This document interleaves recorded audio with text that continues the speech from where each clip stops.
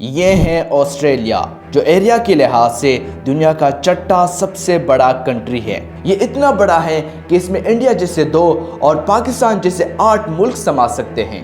پر ایسا کیوں ہے کہ 95% آسٹریلیا خالی ہیں؟ اگر ہم آسٹریلیا کے میپ کو دیکھیں تو آپ کو یلو ڈاٹس نظر آ جائیں گے۔ اسی یلو جگہ پر آسٹریلیا کے لوگ رہتے ہیں۔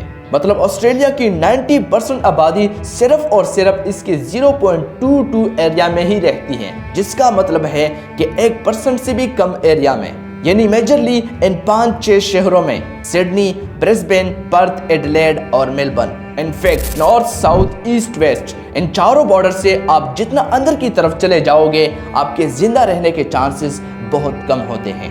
پر ایسا کیوں ہے؟ اس کے پیچھے کافی انٹرسٹنگ ریزنز ہیں جس کو ہم آگے جا کے ویڈیو میں ڈسکس کریں گے۔ دوستو، اگر چینل پر نئے ہو تو اس طرح کی انفارمیٹو ویڈیوز کے لیے ہمارے چینل کو ضرور سبسکرائب کریں۔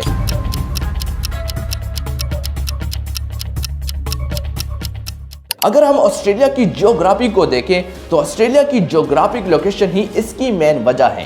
سب سے پہلے ہم یہ جاننے کی کوشش کریں گے کہ ویسٹ میں کوئی انسان کیوں نہیں رہتا۔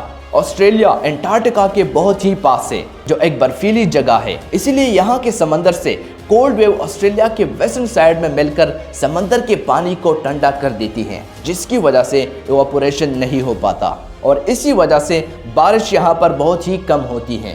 ویسٹ آسٹریلیا کی پلبارا ریجن جاپان جتنا بڑا ہے، پر یہاں مشکل سے 10,500 لوگ ہی رہتے ہیں بارش کی کمی کی وجہ سے۔ اب دیکھتے ہیں کہ ایسٹ اور ساؤتھ ایسٹ میں آلموسٹ سبھی لوگ کیوں رہتے ہیں۔ ایسٹ میں آسٹریلیا کے لانگیسٹ اینڈ لارجسٹ ماؤنٹینز موجود ہیں، جو ایک دیوار کی طرح نارتھ سے ساؤتھ تک پھیلے ہوئے ہیں۔ یہ ہیں آسٹریلیا کے ایسٹرن سائیڈ ماؤنٹین یا ہائی لینڈ۔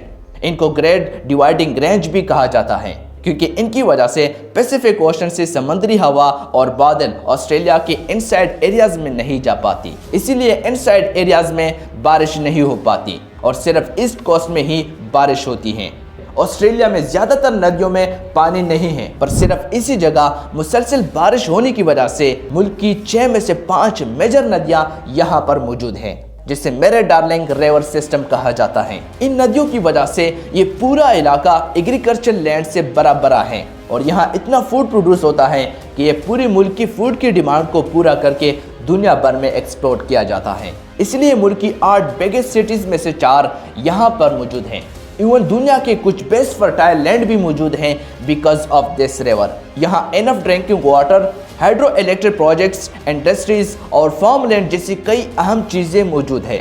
زیادہ تر سٹیز سمندر کے پاس موجود ہیں، کیونکہ یہ سٹیز 1850 میں برٹش نے کولونائزیشن کے وقت بنائے تھے، کیونکہ تب مینلی اسی جگہ پر گولڈ مائنز ملا تھا، اور راتوں رات لاکھوں برٹشرز یہاں آنے لگے گولڈ لوٹنے کے لیے۔ اس کو دا گریٹ گولڈ رش بھی کہا جاتا ہے، اور یہ سٹیز سمندر کے پاس ہونے کی وجہ سے شپنگ ٹریڈ میں انہیں آسانی ہوتی تھی۔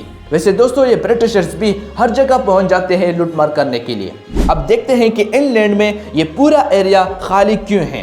یہ ملک دنیا کا سب سے فلیٹ اور لویسٹ الٹیٹیوڈ ریجن ہے۔ آسٹریلیا کا انٹائر انسائڈ ایریا بہت ہی فلیٹ ہے، اور یہاں کوئی ماؤنٹینز نہیں ہے جو سمندری ہوا کو روک سکے، کیونکہ جب ہوا پہاڑوں سے ٹکرا کر اوپر کی طرف اڑتی ہیں تب ٹھنڈا ہو کر بارش بن جاتی ہے، پر کیونکہ یہاں ان ہواؤں کو روکنے کے لیے کوئی پہاڑ نہیں ہے، اور پہلے سے ایسٹرن ماؤنٹینز کی وجہ سے یہ سمندری ہوا یہاں پر بہت کم آتی ہے، اس لیے یہاں بارش نہیں ہو پاتی۔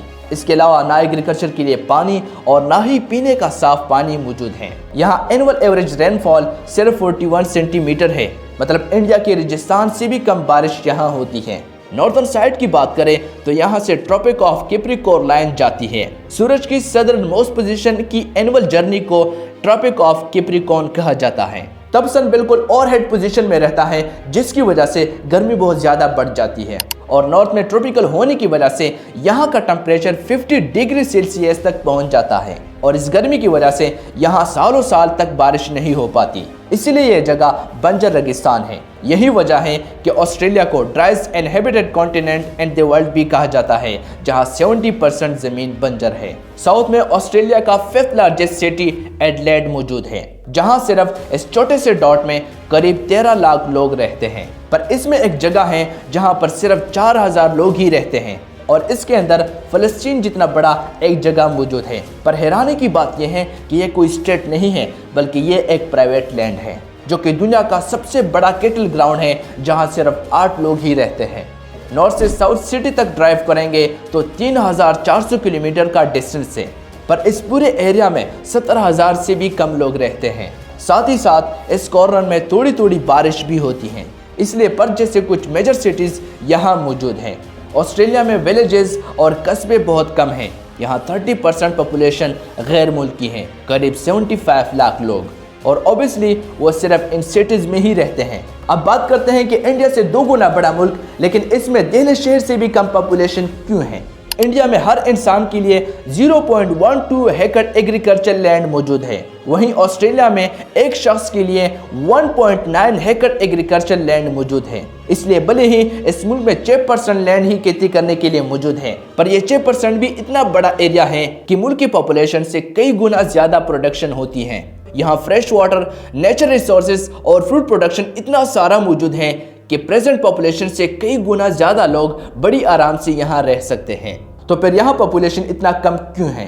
ریزن نمبر 1، جیوگرافیکل لوکیشن، کیونکہ آسٹریلیا سبھی ملکوں سے بہت دور آئسولیٹڈ سمندر کے بیچ موجود ہے، اس لیے ہزاروں سال پہلے کسی بھی انسان کے لیے یہاں مائگریٹ کرنا بہت ہی مشکل تھا۔